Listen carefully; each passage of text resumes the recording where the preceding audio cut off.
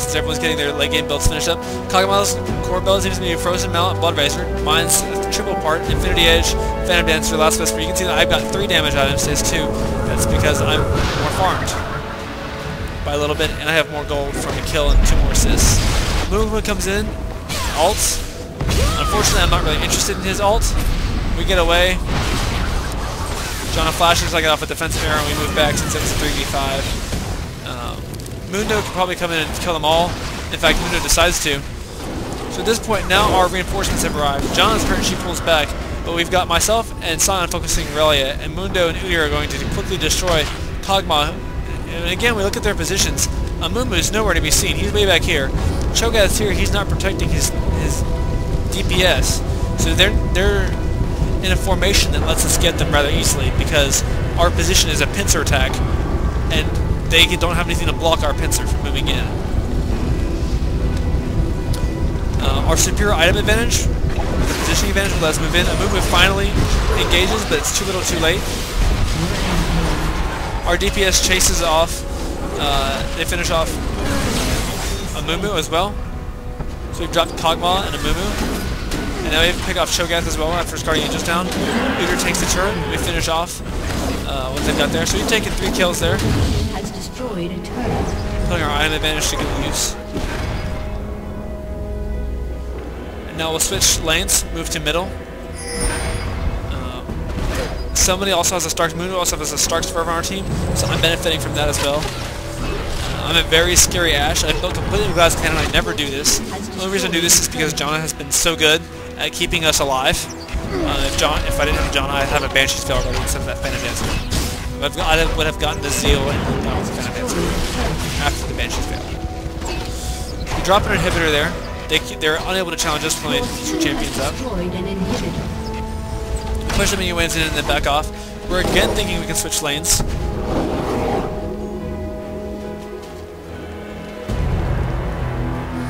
We drop a ward off to keep an eye on their jungle as they move in. And at this point, Mundo does not care about turrets. Mundo goes where he pleases, and Ashe and Udyr pop turrets down.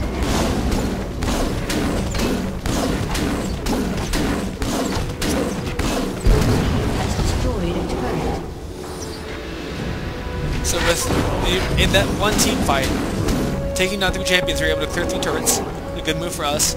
We're now 8 kills up on them, and our gold lead continues to increase. Now we're going to think about taking Baron again. At this point, we are confident that our gold lead is going to let us just basically stomp them.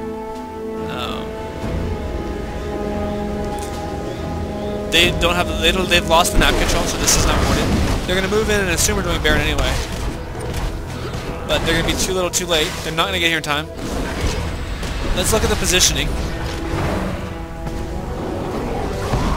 Amumu's in the lead. cho'gath's in the lead. Aurelia's in the lead.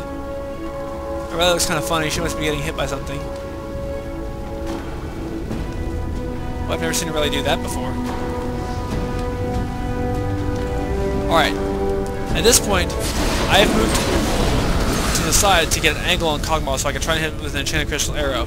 Amumu gets off his snare on 2 of our champions, Sion and Udyr. I'm guessing Mundo's in there too. Yes, he is. Kennan's going to unleash his combo, but once again, they're not getting the people they need to get. They're not really getting the squishy supports, and they're not really getting me, the range carry. So kog'maw's going to eat the arrow. Make no mistake, they did hit. He just low replays as that sound effect glitch. By this point, kog'maw's down. We've stunned him. He's going to be running. And Janna, bless her heart, she throws Aurelia, Kennen, and cho'gath at me on accident. I realized that, oh crap, all these guys would really like to kill me. She used her ultimate unintentionally. I joked that it was because I stole her blue buff, but she threw those 3 guys at me and then immediately recognized her mistake.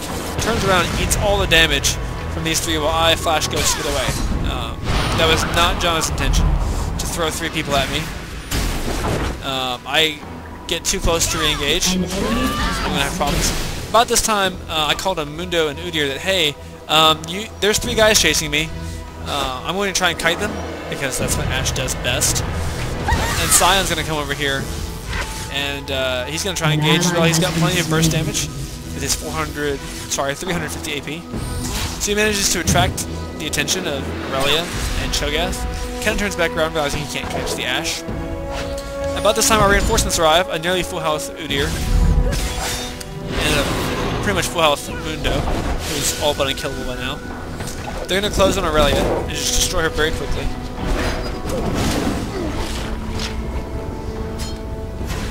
Cho'gath feasts Sion, almost gets him, might get him, will he?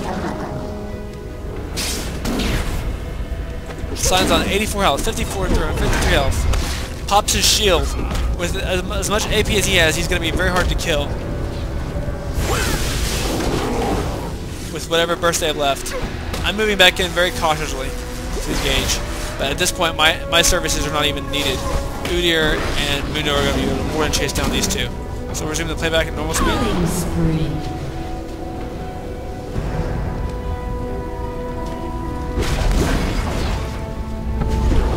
And I can pick up the last kill. With that ace, we've got all 5 of them down. We've got a full minion wave and Baron. We're going to move in and control middle, and that's going to be GG. One thing to note, again, kind of a longer, slower game, is that we had the gold advantage. I think the only reason we had the gold advantage is because of our laning assignments. Putting a very selfless support and a carry on bottom lane let me farm up in ease, whereas any other lane would have had a hard time against Cho'gath and Aurelia. I was able to farm from range, and John just supported me. It was a very good move. Mundo completely out-farmed kog'maw, and that was the advantage, was controlling the map. You know, we fought for Dragon, control Dragon, but eventually we took it unopposed. I think they might have gotten it once. We controlled Baron. We were able to push down towers and disrupt their jungler. So really, we didn't have a tank. You know, their initiation, strictly speaking, was stored up in Amumu with Kennen following up. The problem was 3 of our champions didn't really care if Amumu and Kennen hit them. Udyr, Mundo, and Sion probably didn't care as much. And myself and John were able to stay away from that. Even in a fight where they were relatively even, in even engagements, our goal advantage let us win, and then getting the drop on kog'maw 2 or 3 times really put him behind. The last thing to note is that stealing Amumu's jungle, controlling Amumu's jungle really hurts Amumu, taking his blue. So those are the keys to the victory there. That's why we won. Not the best things we could have done better. I can always last hit better. We should not have engaged in the 3v5, and really my Enchanted Crystal Arrows could have won that game a lot faster if I'd been hitting them correctly. I had several misses that were just awful. So that was my first ranked game. Thankfully a victory. I turned out doing pretty well, 2-1-10. So we'll write that down for the books. Thanks again for watching, and look forward to seeing more of me doing commentary for GameReplays.org.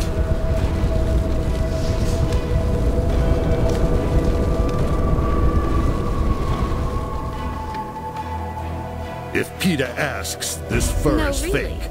Put that apple on your head. Victory!